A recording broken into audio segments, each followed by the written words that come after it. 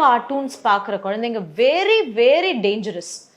ஏன்னா அந்த தமிழ் கார்ட்டூன்ல இருக்கிற லாங்குவேஜ் வந்து நம்மளோட நார்மல் லாங்குவேஜ் மாதிரி கிடையாது. ஒரு மாதிரி அனிமேட்டடான லாங்குவேஜ். அந்த லாங்குவேஜ் தான் அந்த குழந்தைக்கு புரிய ஆரம்பிக்கும்.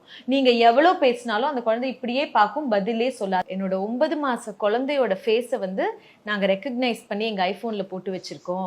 அந்த குழந்தை இப்படி பண்ணால் அந்த குழந்தை சிரிச்சாலே ஃபோன் ஓப்பன் ஆயிடுது. அவளே போய் எல்லாம் பண்ணுறான். 9 monthsலேயே எல்லாம் தெரியுது. Certain things are better if delayed இல்லையா? அந்த குழந்தைக்கு தட் அமௌண்ட் ஆஃப் என்ன சொல்றது, எலக்ட்ரானிக் எக்ஸ்போஷர் வந்து கண்டிப்பா தேவையே கிடையாது. நான் ஏன் அதை திரும்ப திரும்ப சொல்றேன்னா, எலக்ட்ரானிக் என்டர்டெயின்மெண்ட் ரொம்ப கலர்ஃபுல், ரொம்ப ஃபிளாஷி, ரொம்ப நாய்ஸி, ரொம்ப ஃபாஸ்ட். அதை மேட்ச் பண்றதுக்கு ரியல் லைஃப் வரவே வராதுமா.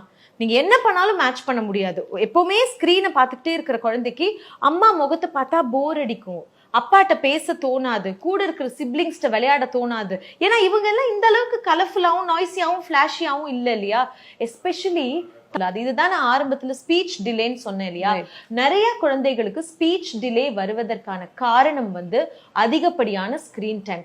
இன்னைக்கு நான் நிறைய சில்ட்ரன்ட்ட பாக்குறது மதர் டங்கே கிடையாது. நம்ம எல்லாரும் தமிழ் பேசணும், தமிழை வளர்க்கணும், இதெல்லாம் சொல்றோம். ஆனா நம்மள எத்தனை பேர் வீட்டுல குழந்தைகள் வெறும் இங்கிலீஷ் என்டர்டெயின்மெண்ட் மட்டும்தான் பாக்குறாங்க. அண்ட் அவங்களோட என்ன சொல்றது, அந்த ஸ்லாங்குமே நாட் த இந்தியன்ஸ் இங்கிலீஷ் பேசுற மாதிரி இருக்காது. ஏன்னா அவங்க பாக்குற கார்ட்டூன்ஸ்ல வந்து நல்ல அமெரிக்கன் இங்கிலீஷ், யூகே இங்கிலீஷ் இருக்கும். அந்த ஆக்சென்ட் தான் அந்த குழந்தைகளுக்கு வரும். சில குழந்தைங்க அந்த ஆக்சென்ட் பேசுறதை தான் நம்ம பாக்குறோம். It's not wrong. But mother டங்கை வந்து மொத்தமா குழந்தைகள் மறந்து போயிடுவாங்க. மதர் டங்கோட என்டர்டெயின்மெண்ட்டே அவங்களுக்கு பிடிக்காது. ஒரு 10 years பேக் நிறைய சில்ட்ரன் வந்து சினிமா பாட்டெல்லாம் கேட்டு டான்ஸ் ஆடிட்டு இருந்தாங்க. இன்னைக்கு no, they like only cartoons இல்லையா? Only cartoons, only Netflix series. And இப்போ ரீசெண்டா அடாலசன்ட் கேர்ள்ஸ் நிறைய பேர், எனக்கு தமிழ் பேச தெரியாது, எனக்கு கே டிராமா பார்த்து கொரியன் தான் எனக்கு லேர்ன் பண்ண பிடிக்கும் அப்படின்னு சொல்ற நிறைய கேர்ள்ஸை நான் இன்னைக்கு பாக்குறேன். ஸோ அந்த மதர் டங் மேல இருக்க ஈர்ப்பு குறைய குறைய emotional attachment with the region, with the family எல்லாமே கொஞ்சம் கொஞ்சமா குறைஞ்சிட்டு வரும். எல்லாத்தையும் விட when you pray in your mother tongue, you're religiously attached to whatever religion you're following. நம்ம என்னைக்கு லாங்குவேஜை மாத்திரமோ ரிலிஜியஸ் அட்டாச்மெண்ட்டும் போயிடும் ஒரு குழந்தைக்கு. அதுதான் உளவியல் சொல்லுது. நான் என்னைக்கு தமிழ்ல ப்ரே பண்ணிக்கிட்டே இருக்கேனோ எனக்கு அந்த ரிலிஜியஸ் அட்டாச்மெண்ட் நிறையவே இருக்கும். நான் லாங்குவேஜை மாற்றும் போது ரிலிஜியஸ் அட்டாச்மெண்ட் கொஞ்சம் குறையறத நிறைய இடத்துல நிறைய ரிசர்ச் பேப்பர்ஸ்ல படிச்சிருக்கேன். நம்ம தெரிஞ்சுக்கிறது வேற, எல்லாத்தையும் பத்தி தெரிஞ்சுக்கலாம், தப்பே கிடையாது. ஆனா அதுல போய் ஒரு அடிக்ட் மாதிரி அதை ஃபாலோ பண்றது, எல்லாமே வீட்டுல ஃபுல்லாவே இந்த K drama, BTS, Blackpink இந்த போஸ்டர்ஸா வாங்கி விட்டுறது, வாங்குற வாட்டர் பாட்டிலும் அப்படியே இருக்கும், வாங்குற பேக்கும் அப்படியே இருக்கும், பேசுறதும் அப்படியே இருக்கும்.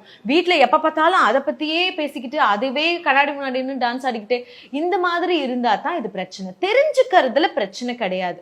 ஸோ ஒரு சைல்டுக்கு வந்து ஐ நோ இட், ஆனா நான் அதை ஃபாலோ பண்றது இல்ல அப்படின்னு சொல்றதுக்கான ஒரு தைரியத்தை நம்ம கொடுக்கணும்.